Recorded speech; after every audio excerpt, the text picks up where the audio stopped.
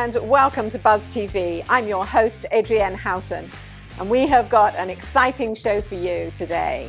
There's everything from restaurants and charities and galleries and something for everyone, really family favorites. So watch this space and find out more on Buzz TV.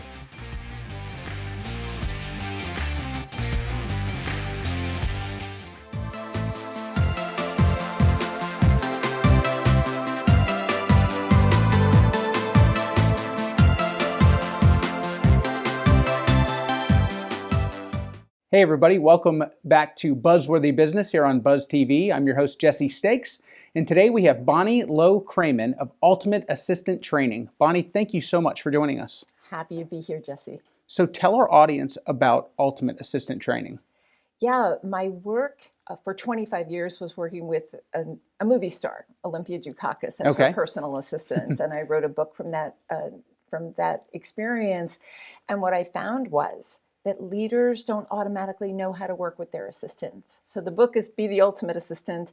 And now I'm working with companies and with teams and now with the Wharton School of Business. It's amazing. Training the administrative staff with the leaders together, which is kind of a radical idea, but it's so needed because assistants don't automatically know how to work with leaders and vice versa. That's true. They don't train leaders when they're going for MBAs in business school, how to work with a team. It's so interesting about that. So that's what I do. I help them leverage their time because the big universal given, isn't it, that we only get 24 hours every day. We all get the same amount of time, right? Exactly. So the question becomes, what are we doing with that time? And I help leaders and assistants do that a whole lot better. That's wonderful. And so just to kind of reiterate what you just said the Wharton School of Business is utilizing your services. Yes. So you cannot have a larger stamp of approval than having one of the largest, most well-recognized business schools in the country ask you for help. Well, and I'm very honored and privileged to be helping them do that. It just speaks to the need for really being able to hit the ground running every day. There's so little room in today's workplace for stumbling about and just kind of winging it. And that's the way it used to be, decades ago, but no longer. Technology has advanced so quickly. No question. It's such a global economy. People are functioning in a 24/7 environment, and now with the virtual world in a post-pandemic environment, every day it's so likely that you're dealing with people across the world. Absolutely. Via Zoom or WebEx or Teams or whatever. Well, and I can't tell you how many people's assistants and leaders that I deal with, where really if you have a quality assistant, they really have more control over that person's schedule and calendar than they actually do themselves. You're so right about that. I mean, for 25 years when I worked with Olympia Dukakis, the people in her world knew it was often much better to get to me than it was to get to her because I knew her schedule and she didn't. In fact, people would ask her questions and she would say, "Why are you talking to me? Talk to Bonnie." Well, so for those that don't know who Olympia Dukakis is, tell our audience what movies she was in. Yes, she won an Academy Award with Cher for Moonstruck. Yes. With Vinnie Gardenia and a wonderful cast. And then she backed that up with Steel Magnolias with Dolly Parton and Sally Field, and then was in Mr. Holland's Opus. And she was a wonderful actress. A wonderful actress. She did pass away on May 1st and miss her so much. But I carry her with me, and the lessons, she was not only an extraordinary actress, Jesse, she was an extraordinary manager of people. That's wonderful. And I think because she ran a theater, and that's so collaborative. Yes. No one person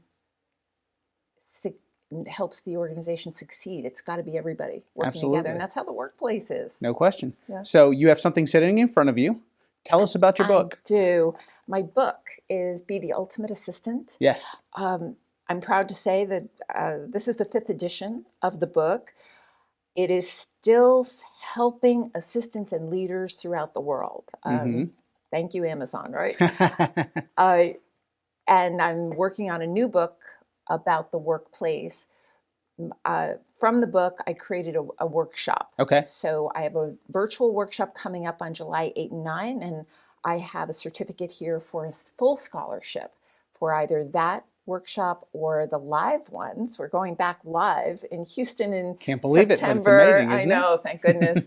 And Colorado Springs in November. That's wonderful. And so for any of your viewers, I am open to having them or an assistant they know who really needs to work at the top of their game.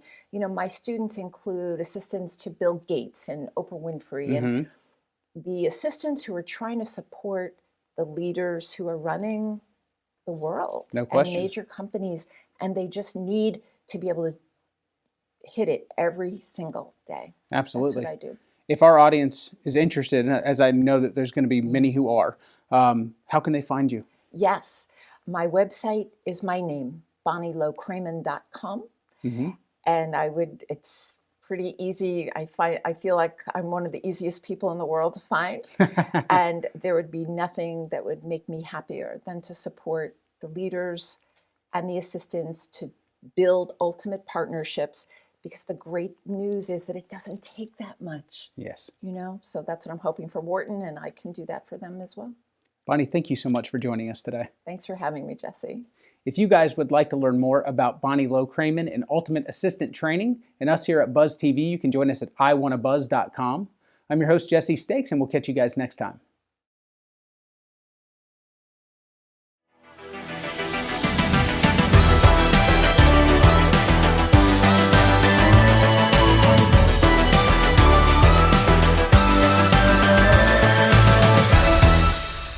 Welcome back to Your Legal Buzz. I'm Steve Strum. This morning we have Aaron Irving from Integrity Law. Good morning. Good morning. How are you? Good to see you again. Likewise. All likewise. right. So, you're an attorney.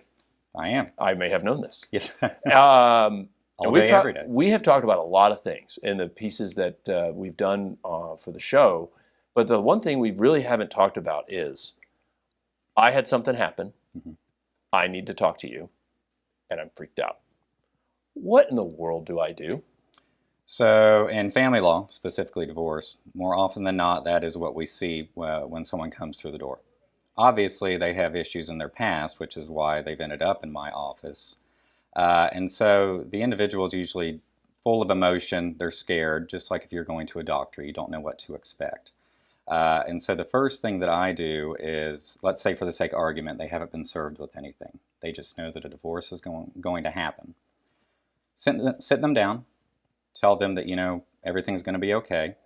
I think what makes a really good attorney, just like a doctor, is bedside manner. And so you have to develop a rapport. This individual is going to have to trust you. And, you know, I'm not a car salesman. I'm not trying to sell, you know, myself or my firm. I want them to trust me, and it's a two-way interview. I'm interviewing them to make sure I like them as a client, and likewise, they're interviewing me. But I kind of give them a little roadmap. I say, you know what, this is probably the worst it's going to be for you. It can only go up from here. You're going to worry. I can't tell you not to worry. But an attorney is going to tell you when to panic, and if I'm not telling you to panic, then don't panic. So I'm going to get some background information from them, walk them through what this process is going to look like, and then answer all their questions that they might have at that initial consultation. And then if they're comfortable with me that day, they can hire me. They can hire my firm in days, months, years to come. It's entirely up to them. I try to tell clients, and Mr. Farquhar, my business partner, is the same. We're not car salesmen. I'm not here to sell you a product. I am a service industry. When you need my services, that's when you come to my office, and hopefully we can try to resolve this issue for you. So you've done a few of these this week. This week, yes. But for the person that is experiencing that might be their first time, and their level of heightened anxiety, everything becomes a crisis. So you know what is a crisis compared to what to expect, and they don't know. Correct. How do you help them understand for them what is that difference when they are perceiving it's like, oh my gosh, this has got to be a 10 on a scale of 1 to 10, but based on your experience, it might be a 1 or a 2. How do you help make them feel comfortable, confident, but then also not embarrassed? Correct. So You know, the client can't see the forest through the trees, essentially. And I can see it, but because that's what I do. And just because it's not a major concern for me, like you said, doesn't mean that it's not a huge issue for them. You kind of have to take it piecemeal. Whether it is a child issue and giving them reassurances as to what the law says, not what they've heard, not what they've legal MD'd, not what their friend's divorce happened in their friend's divorce or their friend said. Every family is entirely different. So walking them through a child-related issue, a monetary issue, giving them assurances that nothing bad is going to happen. And I think there's also some real honesty that an attorney has to have. In family law, nobody wins. It's a divorce. I am essentially facilitating the breakup of a family. That's not a win no matter how you slice it, no matter who's getting what bigger piece of the pie or not, it's not a win. So the goal is that they can walk away with something comfortable to start their new life. And so kind of coming at it from a therapeutic approach, even though I'm not a therapist, but just having that bedside manner and giving people reassurance after reassurance after reassurance, I think is what makes a good family law practitioner. If people are in that spot, whether they're feeling it's coming, know it's coming, or wherever in between, what's the best way for them to connect with you? Sure. So my office provides a free consultation. Doesn't hurt to get free advice. Individuals can find us online at integritylawjax.com, or our phone number is 904-224-2100, and we're always happy to set up a consultation with someone. Thanks for coming back and walking us through yet another piece of the ever-evolving legal system. Absolutely. My pleasure as always. Absolutely. Guys, thanks for joining us on Your Legal Buzz. If you like us, share us, and remember, live with gratitude.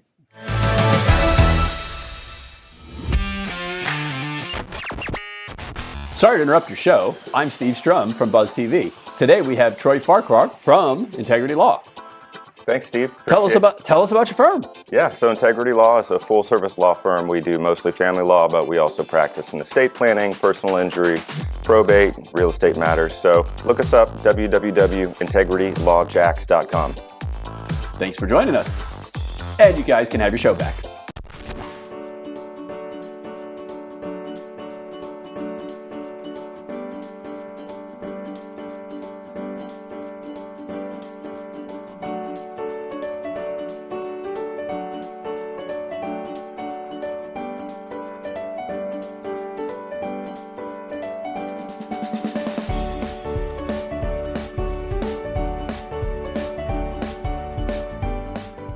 Greetings and welcome to Caring for Seniors. I am your host, Adrienne Houghton, and I sit down each week with David Stieglitz, who is the president of Oasis Senior Advisors Jacksonville, and we discuss all aspects of senior living, from housing through to financial planning and everything in between. Today, we are lucky enough to be joined by Dr. William Niels, who established Headwaters Health. Welcome. Thank you. Thanks for having me. Welcome, Will. Glad you're here. Thanks. So you have a particularly unique practice. Would you like to explain a little bit more about that? Well, on the business side, we have a payment model that frees us up from third-party payers. It's not necessarily for Medicare patients, but it's called direct primary care. So viewers can research that term, direct primary care. It's becoming very popular across the country.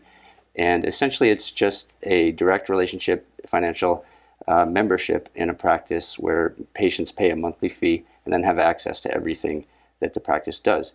And the benefit to that is access to the doctor. Quick and easy things can be done with text or emails, and visits are longer. So visits run 45 minutes, and then they could be obtained quickly, same day, next day visits. So by freeing up the administrative burden from the practice and cutting out a lot of the added expenses, you free up a lot of time for patient-doctor care. So it's very new model, but an old model. So did you personally establish this? No. This is a model that has been operating for centuries, but it's become popularized really probably about 20 years ago. People started doing this, and it's really caught on. So since they got upset really with the situation at the different practices and the administration, and I'm sure there was a lot of things that made this model become more popular. Yes, the initial spark was people that were sort of in between government programs, say like Medicaid, and insurance programs that they couldn't afford. Right. So the working people that didn't have access to health care, this model fits that price range. So, if you look around at what people spend taking care of their cars or clothing, and it's that type of budget. So initially it started with that, and as employers started to look at this model, they realized that this can not only save them money, typically 25% on their spend for health benefits, but their patients got better care, which had a lot of indirect benefits. So in places out west, especially, it's growing like wildfire. There's not enough practices to keep up with the demand of employers. Interesting. So that's the business side of it. And Right. the other side? Well, so the way we practice medicine is a little bit different. I'm a primary care doctor, so we have traditional medicine, which is typically diagnosing and intervening with pharmaceuticals and procedures, and we do all of that, but we take another step to look at what is the primary cause, or what's driving these processes, what's driving diabetes and heart disease. And we found that if you understand the cause of the disease and you address the cause of the disease, that these medicines and surgeries are much less necessary. So we teach and empower people with all kinds of problems like diabetes, heart disease, even cognitive decline, how to take care of their health better and let the body heal itself. And then we see people coming off medications and people living more vibrant lives and really feeling better. It's really an awesome concept to do that, to address it more on a holistic level. And you mentioned the cognitive side of it, which really fascinated me when I first met you, because dementia and Alzheimer's and all this is just devastating our society and devastating people's lives. And you have actually made some progress in that I found was pretty incredible. Speak to that a little bit. Well, I can't take credit for these protocols that we're using. So I was in my busy practice, and we were rolling out programs for all kinds of the chronic illnesses, but I had nothing for my cognitive decline or brain health patients like Alzheimer's and Parkinson's. And so nothing that really was truly helping people, and it was heartbreaking. So I was looking around, and I looking for an alternative paradigm, and I came across a lecture from a researcher in California by the name of Dale Bredesen. And he was doing things very differently. He looked at Alzheimer's very differently. He was one of the first people to recognize that Alzheimer's, we know, is characterized by plaques and tangles in the brain. On a pathology standpoint, that's sort of the definition of Alzheimer's. And so our approach had been in research trying to address those plaques and tangles. What he recognized was that those plaques and tangles aren't actually the problem, they're the downstream effect of the problem. They are the body's response to the problem. So he began investigating in his lab at UCLA what are the processes that drive the formation of these plaques, and he found over 40 different things that he could measure that cause this process. So he then noticed patterns and was able to subtype Alzheimer's into 5 or 6 different subtypes, and then he went the next step and developed comprehensive diagnostic panels as well as treatment panels to address those root causes. And that's where he had some real miracles happen. I mean, really big cases, and that's what caught my attention. So I investigated further and eventually went out to California and got trained in this protocol. And so we've implemented that here in Jacksonville. And what kind of results have you seen? Results are variable. It's really dependent upon many factors. The protocol isn't easy. It's a lot of work. So patients at the end stage of the disease, it's very difficult. The end stage of any disease is very difficult, but the patient has to be engaged, has to have family support, because it's a full-time job, this protocol. And so there are certain financial commitment as well. But so if you divide the patients into different groups, if you look at early patients, so these are people that maybe they themselves notice they have some cognitive decline, or their early decline, early dementia, those people, they get better. we improve cognitive health and function, and even in some of the early dementia patients, sometimes a home run. Okay, wow, or really marked improvements. So people say things like, "I have my wife back," or people are asking me, "Who is this lady?" Truly remarkable things. That's not always, but in that group of patients, we always see improvement. Okay, not just arresting decline, but we see improvement. The later stage patients, they're tough. So we haven't had much success with those patients. There's a nursing home in California that is implementing this protocol, and they have, to do this in a nursing home setting, you have a lot of resources. What they've been recording is an arrest and decline, okay, and better quality of life, not necessarily improvement in cognitive function for end stage Alzheimer's. Is there something a person can do to prevent cognitive decline or dementia? That's a great question, and that's absolutely one of our biggest messages that we're trying to get out there, is that it is much better to work on the prevention side and the early treatment. So if you look in the medical literature, there's a lot that can be done just with a healthy lifestyle. That is paramount. One of my good friends, she always says, take care of your body, because where else are you going to live? Yes. Okay. Your body's your temple. That's right. Mm-hmm. So we need to take care of our bodies. That's first thing. And your brain is an organ, just like your heart and your kidneys. And if you take care of it, it will last longer. So that's the foundation. That's absolutely important. But secondly, specific to brain health, there are many factors that drive the aging process of the brain quicker. And that can be genetically determined as well as environmentally determined. So there are certain personal factors that each person should know. And so what we recommend are people, they should get a cognoscopy. So we're told to get colonoscopies to screen for colon cancer, but they should get their brain checked out. And that's sort of a new concept, because traditionally we haven't had a great tool to screen for dementia, but Dr. Bredesen has changed that. He's given us a fantastic... It sounds like you're going to be probed. I mean, I can't... Cognoscopy. Yes. I mean, what does it actually mean? What is a cognoscopy? I mean, you say it's, you're looking at the brain, but how?